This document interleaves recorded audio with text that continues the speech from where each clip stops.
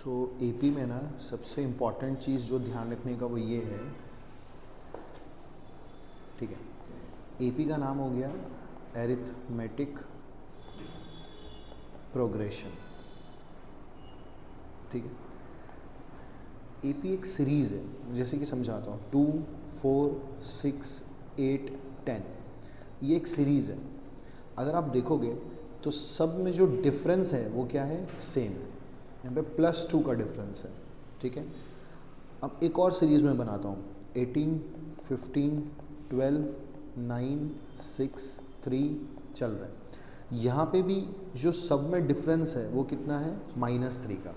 तो इसलिए इसका नाम एरिथमेटिक है। एरिथमेटिक का मतलब होता है प्लस या माइनस, ठीक है। एक ऐसा सीरीज़ जो आगे बढ़ रहा है, प्रोग्रेस कर रहा है, और उसके में जो डिफरेंस है ना, किसी चीज़ का प्लस का डिफरेंस है या किसी चीज़ के माइनस का डिफरेंस है। जैसे यहाँ पे इनका डिफरेंस +2 का और यहाँ पे डिफरेंस -3 का है, तो हम बोलेंगे ये सीरीज़ एपी में, ठीक है। तो एपी में हर टर्म्स के बीच में ना एक कॉमन डिफरेंस होना चाहिए। हर टर्म्स के बीच में एक कॉमन डिफरेंस होना चाहिए एपी में, ठीक है। इस कॉमन डिफरेंस को हम लोग डी से डिनोट करते हैं, ठीक है। हर टर्म के बीच में कॉमन डिफरेंस होना चाहिए जिसको हम लोग डी से डिनोट करते हैं। अब एक मिथ है इसके अंदर, जैसे कि फॉर एग्जांपल, क्या ये एपी में हम अगर देखें 1, 1, 1, 1, तो ये भी एपी में, बिकॉज सबके बीच में डिफरेंस क्या है, +0 का, ठीक है ना। तो इसका मतलब ये भी क्या है, एपी में, क्योंकि इसका कॉमन डिफरेंस क्या है, सेम, तो ये भी एपी में होगा, ठीक। एक और एग्जांपल अगर हम लेट्स से अगर लिखा है √2, √4, √6, √8, क्या ये एपी में है, तो भैया ये एपी में नहीं है। क्योंकि आप बोलोगे सर ये एपी में है क्योंकि सब में √2 का डिफरेंस है। नहीं बाबू, √2 + √2 क्या होता है, 2√2 होता है। इसमें फिर √2 ऐड करेंगे तो क्या आएगा, 3√2 आएगा। आप 9th में सीखो ना इरेशनल नंबर को कैसे ऐड करते हैं। अगर ऐसा लिखा होता है ना, √2, 2√2, 3√2, 4√2, तब ये क्या होता है, एपी में। क्योंकि अगर आप देखोगे तो सब में यहाँ पे डिफरेंस सेम आ रहा है। यहाँ पे क्या है, √2 के आगे 1 लिखा है, फिर क्या लिखा है 2, फिर क्या लिखा है 3, फिर क्या लिखा है 4, मतलब सब में कितने का डिफरेंस है, √2 का डिफरेंस है। मतलब ये क्या होगा, एपी में कहलाएगा, ठीक है। बट ये जो यहाँ लिखा हुआ है, ये वाला जो चीज़ यहाँ लिखा था, ये एपी नहीं है। क्यों एपी नहीं है, क्योंकि इनके बीच में जो डिफरेंस है वो सेम नहीं है। इनके बीच में जो डिफरेंस है वो सेम नहीं है, इसलिए ये एपी नहीं है, ठीक है। ये पल्ले बढ़ गया बात, इतना समझ में आ गया ना, ठीक है। नेक्स्ट एक और चीज़ है, लेट्स से अगर यहाँ पे ऐसा नहीं लिख के ये लोग इस तरीके से लिखते हैं, जैसे कि मान लो लिखते कि √2, √8, √18, √32, तो अब आप क्या बोलते हैं, ये एपी में है। देखो देख के तो नहीं लग रहा, लेकिन मुझे बताओ इसको अगर हम सिंप्लीफाई करें, √8 क्या होता है, 2√2 होता है। सर कैसे 2√2 हुआ, √8 में √8 क्या होगा, अंदर 2 × 2 × 2 होगा, पेयर में से एक बाहर आता है, पेयर में से एक बाहर आएगा तो क्या बनेगा, 2√2 बनेगा ना। तो वैसे ही √18 क्या होगा, 3√2, √32 क्या होगा, 4√2। तो आप देखो ना यहाँ पे 1 लिखा है, यहाँ 2 लिखा है, यहाँ 3 लिखा है, यहाँ 4 लिखा, मतलब ये क्या है, एपी में। सबके बीच में डिफरेंस क्या है, √2 का। समझ में आया, सबके बीच में √2 का डिफरेंस हो तो ये क्या है, एपी है। Okay, confirm. तो किसी भी चीज़ को एपी में होने के लिए क्या ज़रूरी है, उनके बीच में जो डिफरेंस है वो क्या होना चाहिए, सेम। जिसको हम बोलते हैं कॉमन डिफरेंस। कॉमन डिफरेंस होना चाहिए तभी वो एपी में कहलाएगा ना। सपोज करो अगर ऐसा लिखा है a², a³ a⁴, क्या ये एपी में है, ये एपी में नहीं है। मेरा बात समझो, हम क्या बोल रहे हैं, एपी का मतलब क्या होता है, हम अभी लिखे थे ना यहाँ पे, एपी मतलब एरिथमेटिक। एरिथमेटिक मतलब क्या होता है, प्लस या माइनस। उनका कॉमन डिफरेंस क्या होना चाहिए, प्लस या माइनस। यहाँ पे कॉमन डिफरेंस क्या हो रहा है, मल्टीप्लाई बाय ए है कॉमन डिफरेंस। अगर मैं बताऊँ इसमें से इसको सब्ट्रैक्ट करूँ तो कॉमन डिफरेंस क्या निकलेगा, a² - a। इसमें से इसको सब्ट्रैक्ट करूँ तो क्या निकलेगा, a³ - a²। इसमें से इसको सब्ट्रैक्ट करूँ तो क्या निकलेगा, a⁴ - a³। क्या ये सेम है, नहीं है ना सेम। इसका मतलब ये एपी में नहीं है, बिकॉज कॉमन डिफरेंस एक जैसा नहीं है। पल्ले बड़ा बात। अब हम जस्ट अभी जो एग्जांपल लिए थे, इसमें से इसको सब्ट्रैक्ट करो, क्या आंसर आएगा, √2। 3√2 में से 2√2 माइनस करोगे तो भी क्या आएगा √2। 4√2 में 3√2 माइनस करोगे तो भी क्या आएगा √2, बिकॉज 4 में से 3 गया तो एक बार ही बचेगा ना, 3 में से 2 गया तो भी एक बार ही बचेगा। तो इन सब में कॉमन डिफरेंस क्या था, सेम। इसके लिए हम लोग क्या बोले कि ये क्या है एपी में। समझ आया बात कि किसको हम एपी मानेंगे और किसको हम एपी नहीं मानेंगे, पक्का। तो एपी का मतलब जिनका कॉमन डिफरेंस क्या होगा, सेम होगा, ठीक है। अब मान लो फॉर एग्जाम्पल एक क्वेश्चन मुझसे यहाँ पूछा हुआ है, सेकेंड क्वेश्चन देखो, बोला है कि पहला टर्म 10 है, ए क्या होता है फर्स्ट टर्म, ए क्या होता है फर्स्ट टर्म, डी क्या होता है, अभी सीखे थे ना, डी क्या होता है कॉमन डिफरेंस। अगर पहला टर्म 10 है और डिफरेंस 10 का है तो अगला टर्म क्या होगा बताओ 20, फिर क्या होगा 30। समझ में आया, क्योंकि डिफरेंस कितने का दिया हुआ है 10 का दिया हुआ है, ओके। अब लाइकवाइज देखो फिफ्थ पार्ट अगर हम उसका उठाए तो पहला टर्म तो -1.25 है और कॉमन डिफरेंस क्या है -0.25। तो पहला टर्म अगर -1.25 है, इसमें इसको ऐड करोगे तो क्या आएगा -1.5, फिर क्या आएगा -1.75, फिर क्या आएगा -2। इस तरीके से ये क्या होगा चलता जाएगा। समझ आया, तो जो आपका पहला टर्म है उसमें आपको कॉमन डिफरेंस क्या कर देना है, ऐड कर देना है, ठीक है। तो पहला टर्म यहाँ पे -1.25 था तो इसमें कॉमन डिफरेंस क्या था -0.25, ये हमने क्या कर दिया ऐड कर दिया, ठीक है ना, इतना समझ में आ गया, ठीक। अब मान लो मुझे यहाँ पे क्या बोला है, मुझे बोला है कि इसमें फर्स्ट टर्म बताओ और कॉमन डिफरेंस बताओ। तो देखो, तो फर्स्ट टर्म तो ये 3, कितने का डिफरेंस आ रहा है इसमें -2 का, कितने का डिफरेंस आ रहा है -2 का, इसमें और इसमें भी -2, इसमें और इसमें भी -2, ठीक है। -5 और -1 में कितने का डिफरेंस आ रहा है 4 का, -1 और 3 में कितने का डिफरेंस आ रहा है 4 का, 3 और 7 में कितने का डिफरेंस आ रहा है 4 का, इसमें कितने का डिफरेंस आ रहा है 1.1, इधर क्या है 1.1, इसमें कितने का डिफरेंस आ रहा है, माइनस कर दो, इसमें से इसको सब्ट्रैक्ट करो क्या बनेगा 4/3, इसमें से इसको सब्ट्रैक्ट करो क्या बनेगा 4/3, और इसमें से इसको सब्ट्रैक्ट करो क्या बनेगा 4/3, ठीक है। तो फर्स्ट टर्म मतलब जो पहले बार लिखा हुआ है और कॉमन डिफरेंस हम लोग इस तरीके से निकालते हैं, ठीक। अब यहाँ मुझे बोला है कि बताओ इनमें से कौन सा एपी है। क्या पहला वाला एपी आपको दिख रहा है, ये एपी है, ये एपी नहीं है, बिकॉज इसमें डिफरेंस 2 आ रहा है, इसमें डिफरेंस 4 आ रहा है, इसमें डिफरेंस 8 आ रहा है, कॉमन डिफरेंस एक जैसा नहीं, इसलिए एपी नहीं है, राइट। अब सिक्स्थ पार्ट देखो, क्या ये एपी है, नहीं यार ये भी एपी नहीं है। 2 खाली ऐड हो, मतलब 2 डेसिमल में जा रहा है, इसमें से इसको सब्ट्रैक्ट करोगे, इसमें से इसको सब्ट्रैक्ट करोगे तो अलग अलग आएगा। फिफ्थ पार्ट देखो, ये एपी, हाँ सब में √2 ऐड हो रहा है, सब में √2 क्या हो रहा है ऐड, यहाँ एक बार √2 था, यहाँ 2 बार है, और यहाँ पे क्या है 3 बार, तो ये एपी है। देखो यहाँ पे एक बार भी √2 नहीं है, 0√2, 1√2, 2√2, 3√2, तो एपी हो रहा है ना, √2 सब में क्या हो रहा है ऐड हो रहा है, ठीक है। 8 पार्ट देखो, ये भी एपी है क्योंकि सब में डिफरेंस क्या है 0, तो 8 पार्ट भी क्या है एपी है, ठीक। ये भी हम लोग डिस्कस किए थे एग्जाम्पल में कि ये एपी नहीं है। ये वाला भी हम लोग 12th वाला पार्ट भी डिस्कस किए थे कि ये भी एपी नहीं है। तो एटलीस्ट हम ये बता पा रहे हैं कि पूरे सीक्वेंस में क्या एपी है और क्या एपी नहीं है। सॉरी ये एपी है, सॉरी ये एपी है, ठीक है, ओके।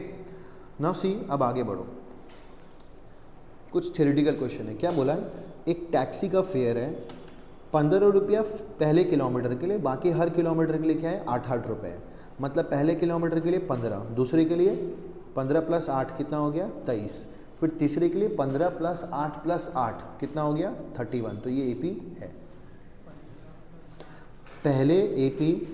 पहले किलोमीटर के लिए 15 रुपया, फिर हर किलोमीटर के लिए 8 रुपये, मतलब 2 किलोमीटर चलाता हूँ 15 और 8, 3 किलोमीटर चलाता हूँ 15, 8 और 8, ठीक है, तो ये एपी है।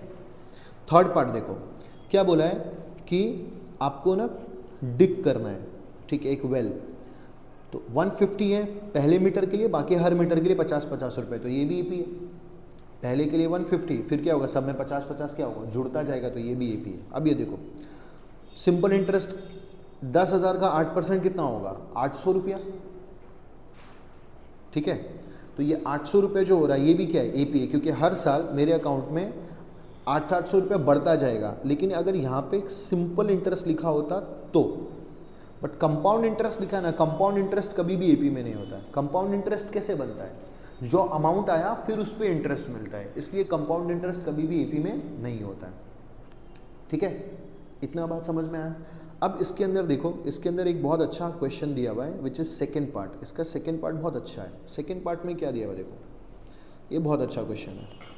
सेकेंड पार्ट में क्या दिया हुआ है, the amount of air present in a cylinder when A vacuum pump removes 1/4 of the air remaining in the cylinder. मतलब सिलेंडर में जितना भी एयर प्रेजेंट होगा उसका 1/4 क्या होगा, वैक्यूम हटा देता है, वैक्यूम पंप हटा देता है। तो हम इसको यहाँ पे करते हैं।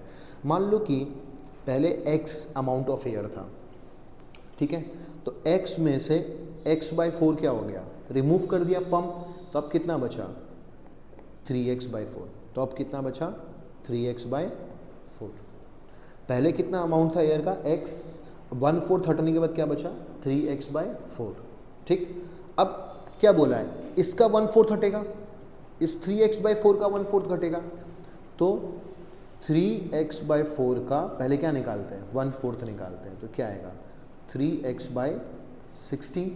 ये इससे क्या कर देंगे, माइनस कर देंगे, तो इसमें से 3x/16 क्या कर देंगे, माइनस कर देंगे, तो जो एयर बचेगा अब वही होगा। तो मेरे पास कितना एयर बचा है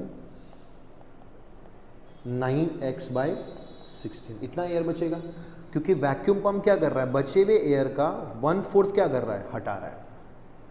तो बचा कितना था, यहाँ पे एयर कितना बचा था, 3x/4 बचा था ना, तो इसका 1/4 पहले मैंने निकाल दिया और उससे क्या कर दिया, हटा दिया। तो फाइनली अब कितना बचा 9x/16। तो मेरा तीसरा टर्म क्या आ जाएगा 9x/16। क्या ये आपको एपी में दिख रहा है, ये एपी में नहीं है, इनका कॉमन डिफरेंस क्या है, सेम नहीं है, hence this is not an AP, not an AP. समझ आया, चूंकि कॉमन डिफरेंस एक जैसा नहीं है इसलिए एपी भी नहीं है। ठीक है, तो आई थिंक फर्स्ट एक्सरसाइज समझ में आ गया। फर्स्ट एक्सरसाइज में नटशेल यही है कि एपी का मतलब एक ऐसा सीरीज जहाँ पे हर टर्म के बीच में एक कॉमन डिफरेंस है, और वो कॉमन डिफरेंस या तो प्लस होना चाहिए या माइनस, मल्टीप्लाई नहीं होना चाहिए। मल्टीप्लाई मतलब जैसे हमने ये वाला पार्ट किया था ना, यहाँ पे क्या हो रहा है, कॉमन डिफरेंस क्या हो रहा था, मल्टीप्लाई हो रहा था, मल्टीप्लाई नहीं होना चाहिए, सिर्फ क्या होना चाहिए, या तो प्लस या तो माइनस, तभी वो ईपी कहलाएगा। ठीक है, सो देखो आज स्टार्ट करेंगे हम लोग एक्सरसाइज 5.2। ठीक है, तो सबसे पहले हमने इंट्रोडक्शन एपी का सीख लिया। हमने देखा कि भाई एपी एक ऐसा सीरीज़ है जिसमें जो हर एक टर्म्स के बीच का डिफरेंस है वो कॉमन है।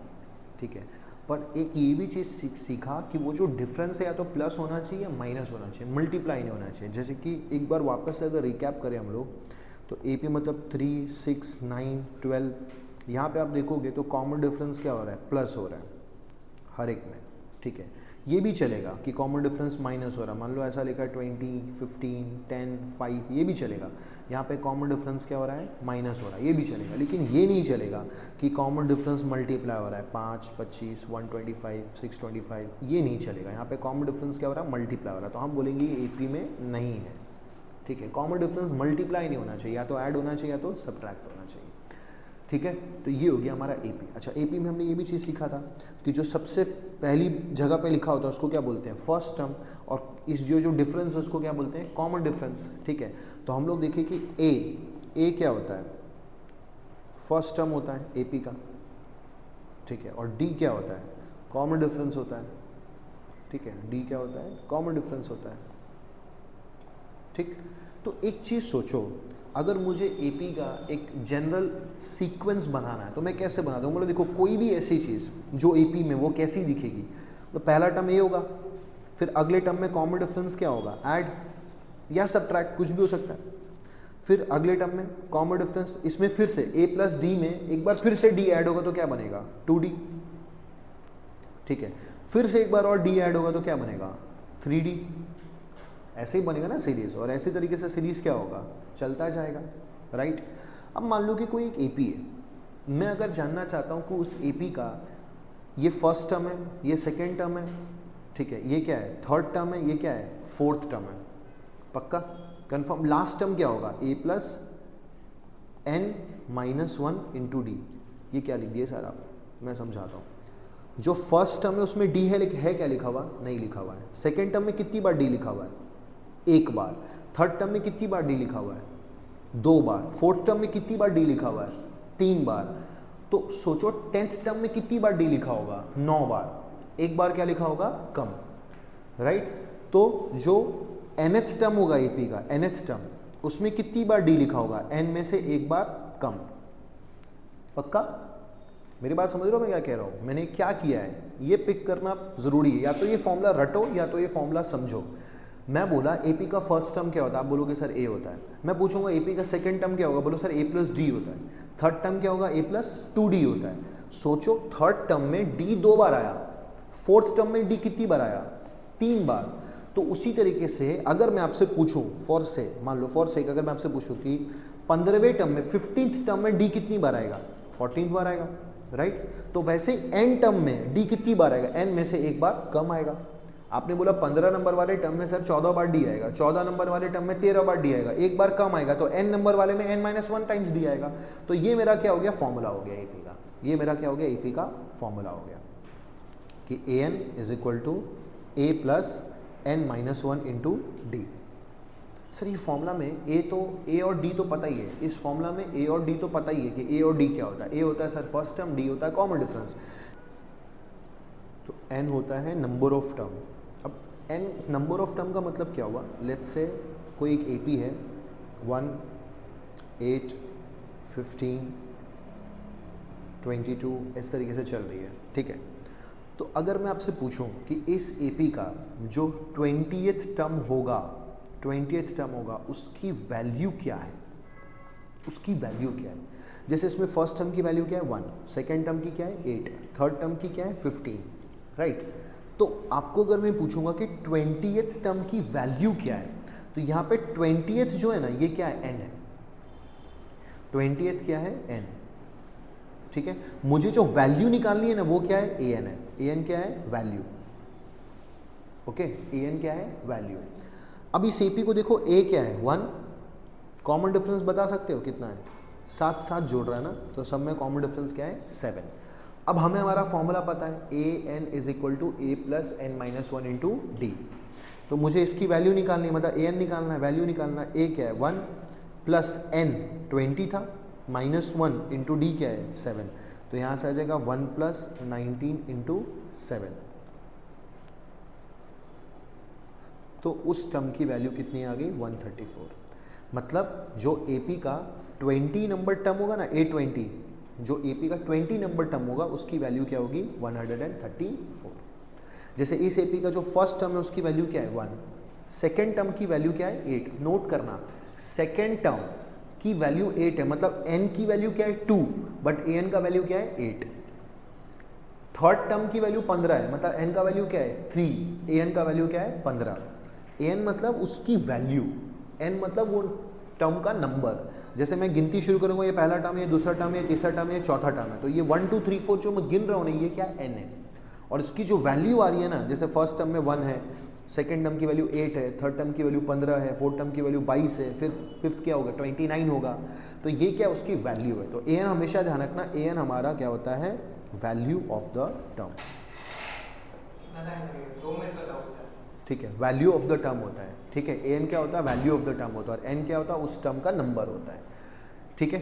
इतना पता चला।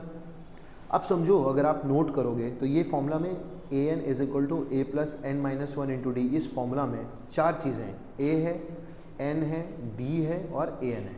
इनमें से कोई एक चीज़ मिसिंग होगा और हमें फाइंड आउट करना है। वो एक चीज़ कुछ भी मिसिंग हो सकता है, वो हमें फाइंड आउट करना है, हमें फॉर्मूला लगाना है और हमें फाइंड आउट करना है, ठीक।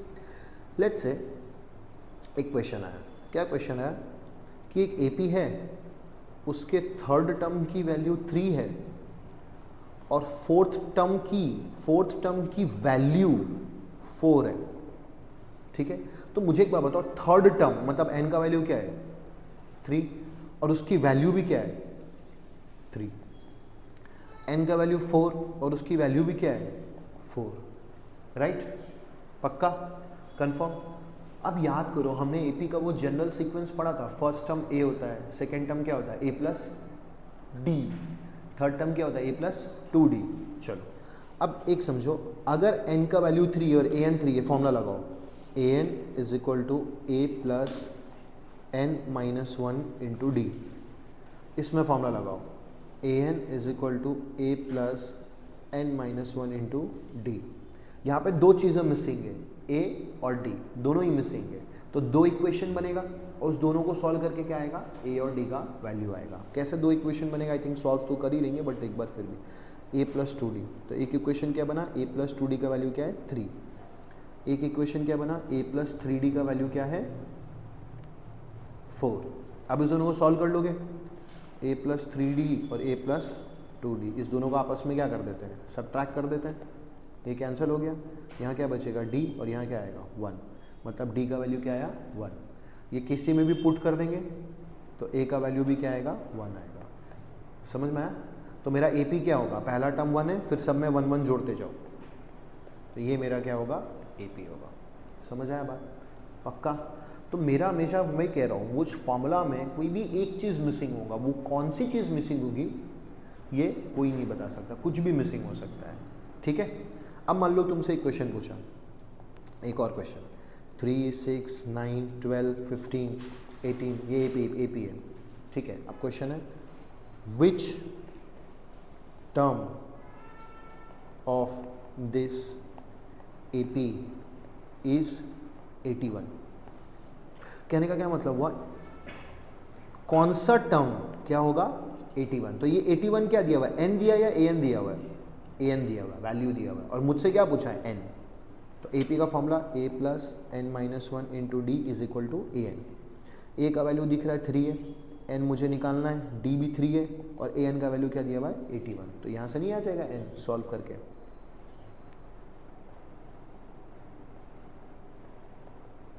तो एन का वैल्यू क्या आ जाएगा 27। तो इस ए पी का जो 27th टर्म है वो क्या है 80। Got it?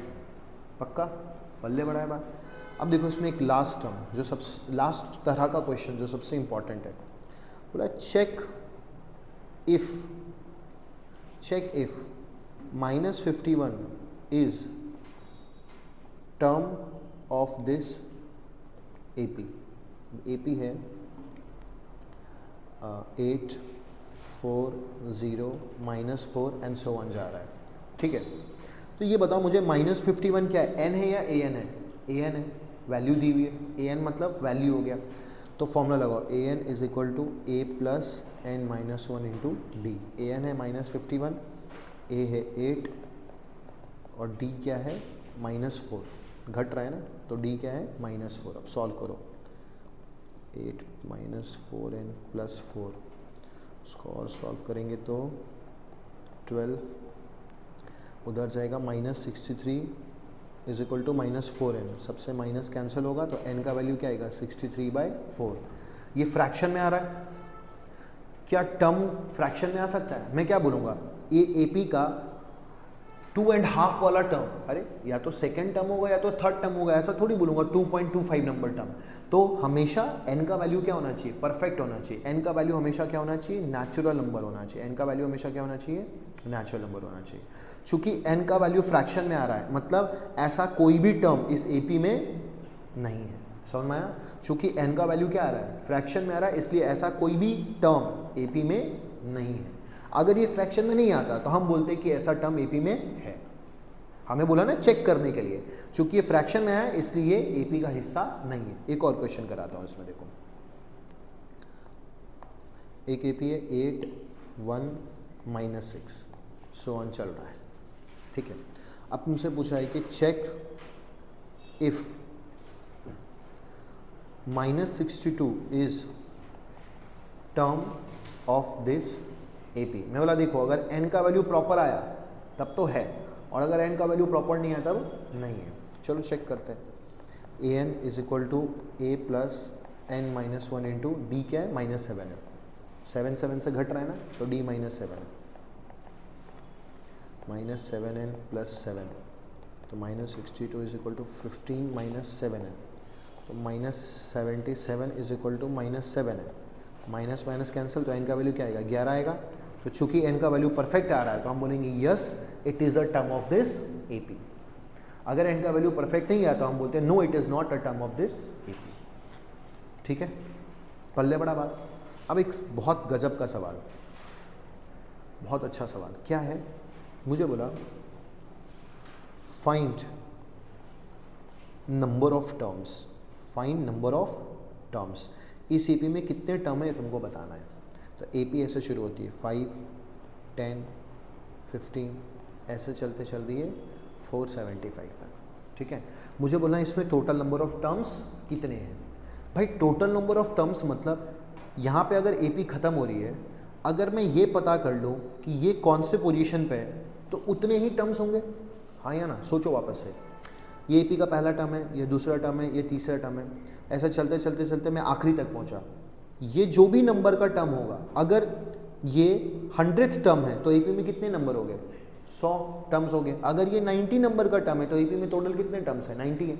तो अगर मैं ये पता कर लूँ कि ये जो टर्म है इसका नंबर क्या है, इसकी वैल्यू तो मुझे पता है, इसका नंबर क्या है, अगर वो पता कर लूँगा तब पता चलेगा कि पूरे एपी में कितने टर्म्स हैं, ठीक है। तो मुझे पता है कि an क्या है 475, वैल्यू कितनी है 475, a कितना दिख रहा है 5, d कितना दिख रहा है 5। अब n निकालना है तो an is equal to a plus n minus 1 into D. तो 475 is equal to 5 plus 5n minus 5, तो ये तो कैंसिल हो गया। तो 475 को 5 से डिवाइड करेंगे तो क्या आएगा n, तो n का वैल्यू है 95। तो अगर ये 95th टर्म है मतलब टोटल एपी में कितने टर्म्स हैं 95 ही है। So therefore total number of terms कितने हैं 95। समझ में आ गया, ठीक है। तो इसमें 3-4 तरह का क्वेश्चन आ गया। एक तो ये रहा जहाँ पे आपको बोलेगा कि बताओ कितने टर्म्स हैं, निकाल लेंगे। एक ये हो गया जहाँ आपको बोलेगा चेक करने, चेक करते समय अगर नंबर फ्रैक्शन में आया तब तो नहीं है, और अगर प्रॉपर आया तब तो है। फिर एक ये जहाँ पे आपको इक्वेशन बनाना और इक्वेशन बना के आपको क्या करना है ए और डी का वैल्यू निकालना है। और एक में आपको क्या बोला नॉर्मल, कोई भी एक चीज़ क्या होगी मिसिंग होगी, वो आपको मिसिंग वैल्यू खुद निकालनी है। तो ये टोटल 3-4 तरह के क्वेश्चंस एपी के अंदर है। आई थिंक समझ में आ ही गया होगा, ठीक है। अभी देखो मैं आपको सेकेंड एक्सरसाइज के ना हर एक क्वेश्चन समझा खाली देता हूँ कि कैसे कैसे करना है।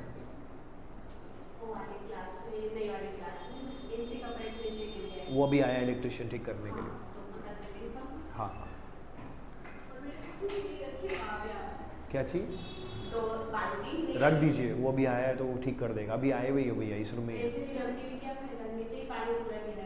उसके लिए तो वो आया अभी ठीक करने के लिए। रख दीजिए, वो अपने हिसाब से सेट कर देगा कि कैसे पाइप रखना है, पूरा कट करना पड़ेगा।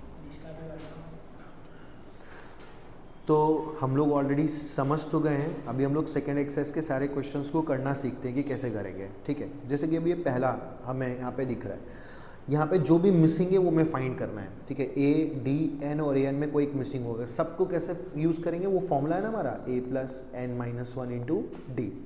अब जैसे इसका फर्स्ट पार्ट है, इसमें ए एन मिसिंग है तो बस सब चीज़ पुट कर दो, ए एन आ जाएगा। वैसे सेकेंड पार्ट में डी मिसिंग है, हो जाएगा मेरे हिसाब से, ईजी है, कर लेंगे। इसमें कोई एक चीज़ मिसिंग होगी, ठीक है।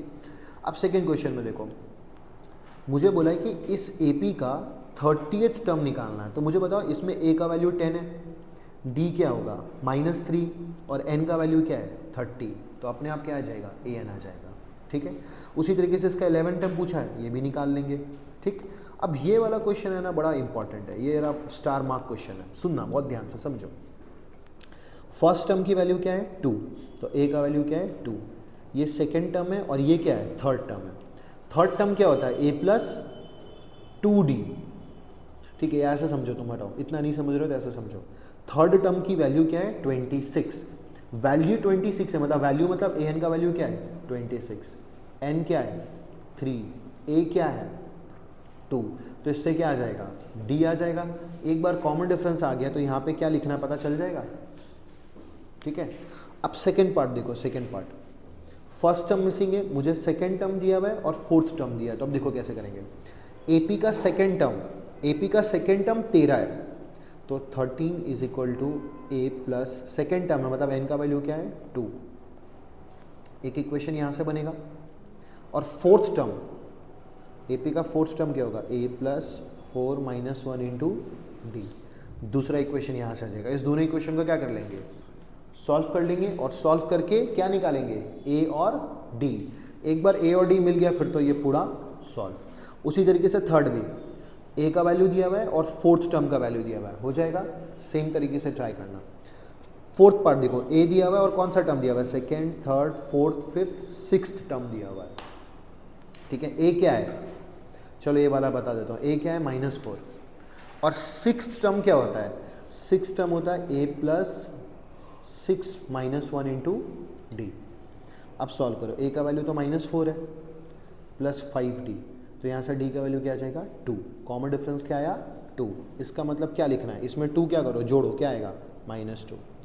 इसमें 2 जोड़ोगे तो क्या आएगा -2, फिर 2 जोड़ोगे तो क्या आएगा 0, फिर 2 जोड़ोगे तो क्या आएगा 2, फिर 2 जोड़ोगे तो क्या आएगा 4, फिर 2 जोड़ोगे तो क्या आएगा। बैठ गया ना सेटअप, बैठ गया ना सेटअप। कैसे किया पता चला।